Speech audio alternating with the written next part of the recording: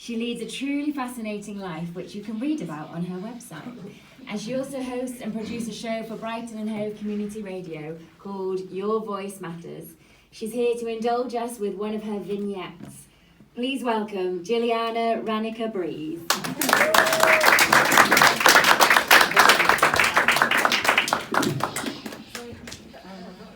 Hang on.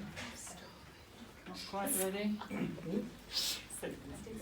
No, it's not right. Excuse me a second. Technology, wonderful. Take your time, take your time. I am. Wait a minute. Okay, nearly there. The thing was, I didn't know when I was going to be on.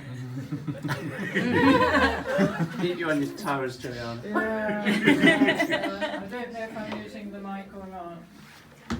Oh, I hate microphones. No, I don't think I will. No, I won't use the mic.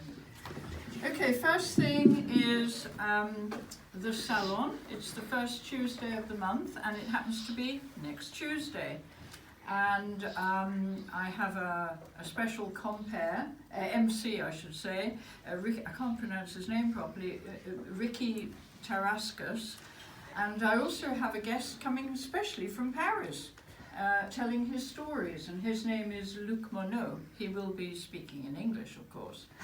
So, yeah, normally I get people coming as far as Worthing, but now I can actually say Paris, so that does sound impressive. Where is it? What? Where is the name? Oh, sorry, Fudgies. And Fudgies. if you'd like to help yourself and then put your name, take a little leaflet and add your email. And you can join the group. If you go to Facebook, there's a little toolbar, and it's Jilliana's Spoken Word Salon. So you're supposed to be a member. And I've got to approve you. So let's be careful. Oh, and no four-letter words. I don't want that. Okay, you can do that in other places, like the right release or something. We encourage it. Yeah. Okay. Well, I've just come back from Morocco, and I did manage to write 2 poems, which, if I get through this, I'll do the 2 poems. This one, I can't remember what I did last time, but anyway, this time it's called First Night in Brazil. In 1970, I thought it was my destiny to emigrate. I didn't think of just going to visit. I had this fixation that I was going to emigrate to Brazil because I'd fallen in love with the bossa nova. And so I was, how old was I? About 26. I got into quite a lot of hot water, but we live and learn, don't we? So this was my first night. Listen carefully. And the type is very small. Yeah. Thinking of that dramatic first night, I must go further back to 1967, when I had a boyfriend from Blackpool called Ken Booth. He had given up being a professional footballer in the days before the superstars and spent his time driving around in an old Silver Cloud Rolls Royce. Ken loved old cars, and so did I. We even drove to Leek, Staffordshire to meet Bunty Scott Moncrief and view his fabulous collection of Rolls Royces, including the famous yellow one hired out for the well-known movie entitled The Yellow Rolls Royce. Ken also drove some Rolls Royces to Milan for Tony Feebland of Blackpool, who imported Capodimonte porcelain into the UK. Thus, Ken had social connections in Milan, so when I hitched to the sprawling, ugly metropolis, hope there's nobody here from Milan, and stayed in a nunnery, no less, I was introduced to the attractive blonde, bouncy, curvaceous Marissa Mastrapasqua. I only stayed for one eventful week with Marissa, driving me around here and there. I even introduced her to the Brera Museum. She lived in a small, ordinary apartment at a time when it was odd for a single young woman to live alone. I only met her uncle. She never spoke about her family if she had one. All she said was that she was studying Russian and did modelling work. She even gave me a large studio black and white professional photograph of herself. I can still see her smiling face looking over her shoulder, frozen in time on the screen of my mind. A couple of years passed with a few Christmas and Easter auguri cards. Of course, we didn't have the internet in those days. Then one day I got a phone call that she was at the Hilton, London with her fiancé and wanted me to meet the man of her dreams. I was going to be invited to the wedding in Milan, who knows when. Her looks had changed. She had short brown hair and gone with the flowing dyed curly locks. She wore a simple black cocktail dress with classic gold jewellery.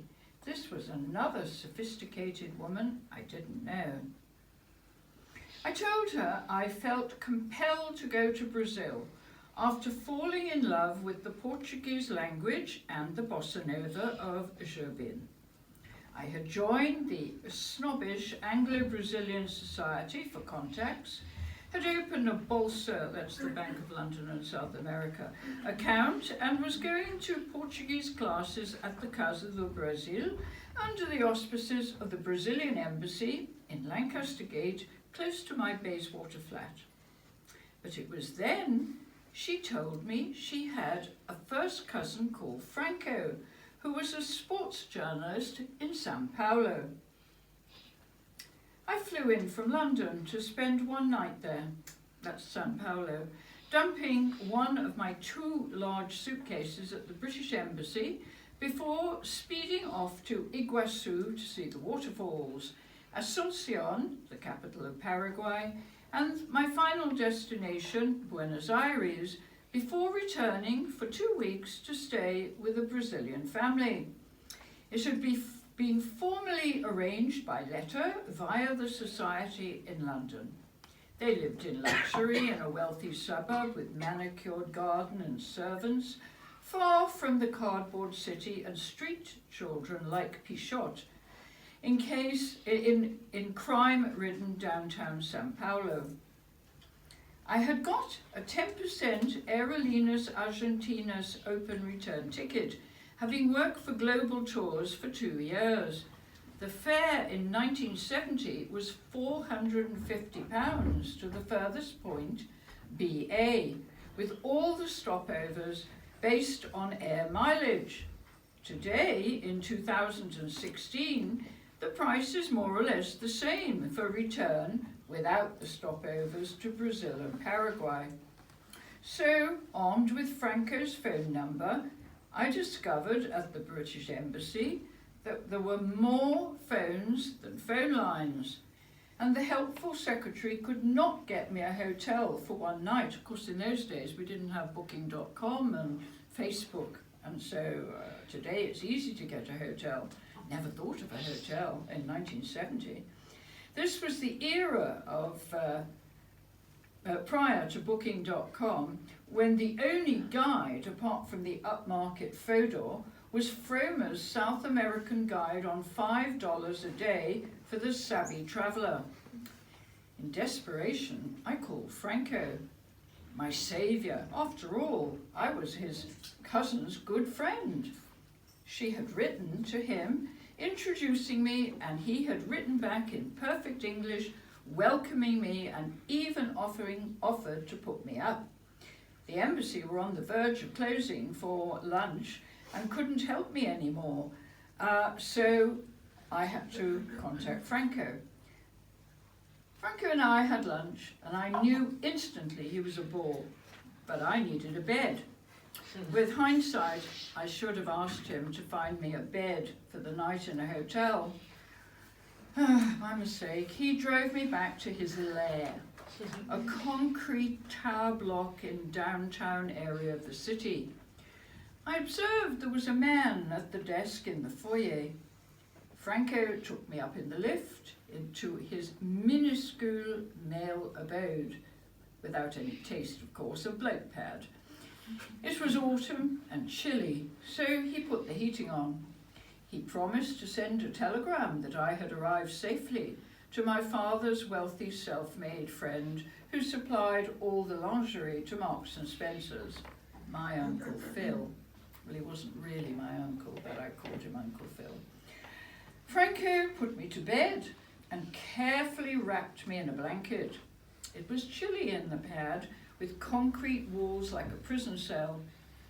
He went back to the office and promised to be back in time for dinner. Alone, I glanced at his night table and picked up a beautiful hardback Italian full-colour book of couples dressed as harlequins entwined in Kama Sutra positions, some of which were totally unknown to me. What a beautiful book. I can still recall the stunning colour photographs, if not the positions, 45 years ago. I fell asleep, to be woken by a frustrated Latin lover with a takeaway spaghetti. Bolognese. He had noticed the book had been studied and wanted to discuss the positions. That was the last thing on my mind. I just wanted to go to sleep, as I was already in a nightdress and he had brought a camp bed as promised. It was bedtime. I remember he sat on the bed facing away from me and said I could leave the light on if I wanted to read. It was 10 o'clock, I recall, 10 o'clock at night. He said nothing, holding the book in his hands, flicking the pages, obviously getting turned on. "Aren't you going to let me in?" said he hesitantly. Had I heard him correctly? Had I heard him? "Are you crazy?" "No," I retorted indignantly. "But you're Marissa's friend and you know what she is." Oh my God, the realization in all those years. I had known her. I had not thought of her as a prostitute. "Well, either you let me in or you can leave and make your own way. Make up your mind." You've got to remember, downtown São Paulo at midnight? That was no joke. I was horrified and scared. He didn't move. He just spoke like a dummy. I started to whimper and cry, but he wasn't falling for that trick.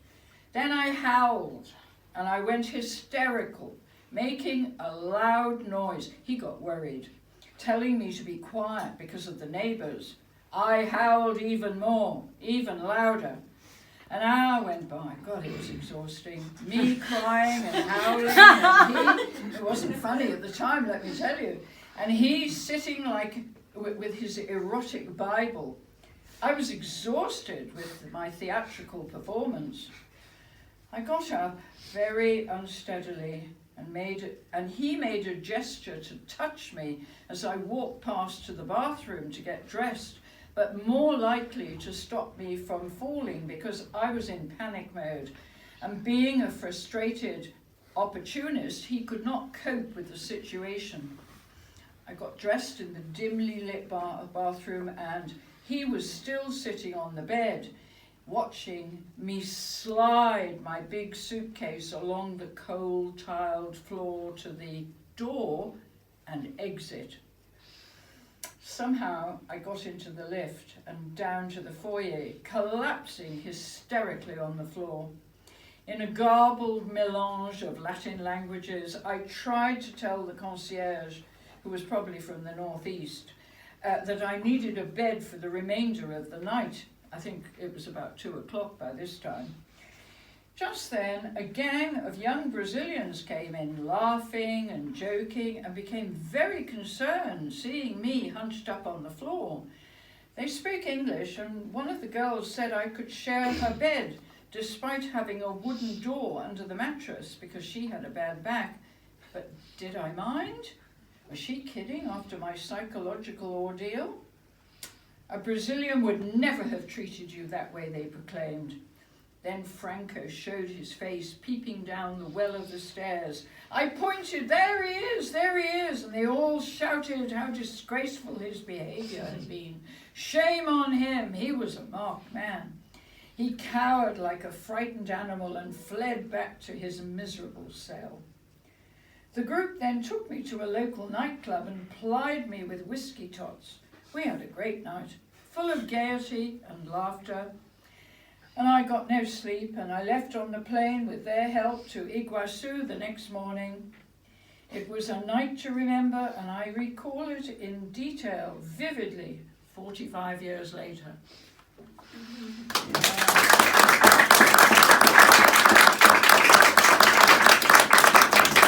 Thank you very much. Have we got time for the Moroccan poems? No, Got one. quite short. Yeah, go on then. Okay, hold on a sec. Anybody here been to Morocco?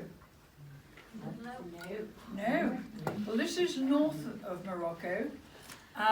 You fly to Tangiers, and in the Rif Mountains up in the north, there's a blue city, and it's called Chefchuen.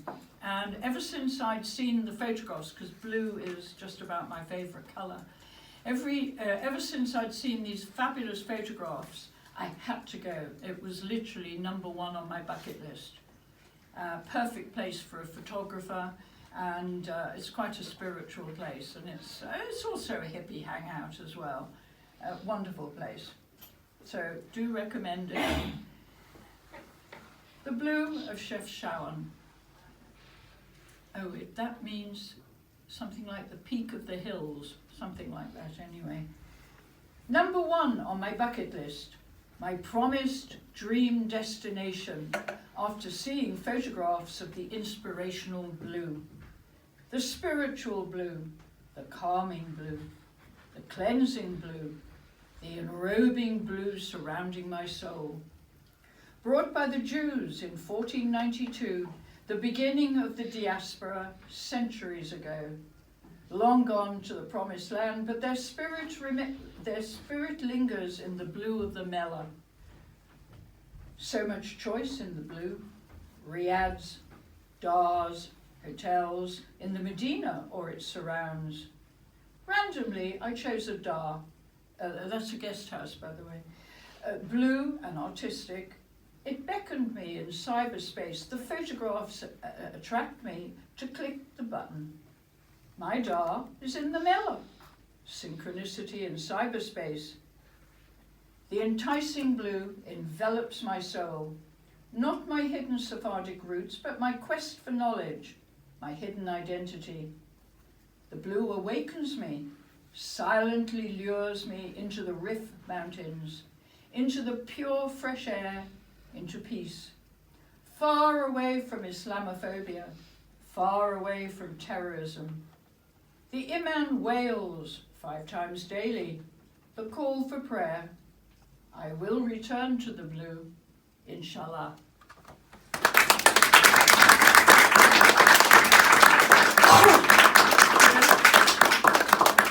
Shall I take the bookings? Okay, the next one, or the last one, is called Clip Clop, obviously horses. On the coast is a lovely place called Asila on the Atlantic coast, further down from Tangier. And they have horse-drawn carriages called calèches, from the French, calèches, and you go clip-clop along the promenade to the Medina, if that's the direction you want to go. A bit too far for me to walk.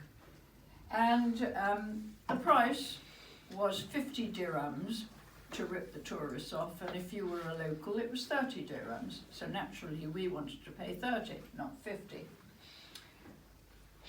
Clip-clop. Asila for calèches by the Atlantic. Asila for waves. Asila for sandy beaches, Asila for art, Asila for summer festivals, Clip Clop. Gigantic traditional straw hats in all colours, drivers haggling for 20 dirhams more, shouting passionately for 50 dirhams, facial features changing to a toothless smile. Gaudy pink carriages, rickety calèches, tassels swinging, refreshing sea breezes, sparkling waters, clip clop. Shocking pink, red, orange, passing dazzling blue and white castellated low walls, clip clop. The Medina with three gates, 3 ancient babs. Within, clean and friendly, uncommercial, authentic. Shoes, sandals, bags, textiles and souvenirs, all in good taste. Clip clop. Bonjour, hola, salam. Greetings in 3 languages with charm and a smile. Asila beckons the tourist back. Another summer, inshallah. Clip clop.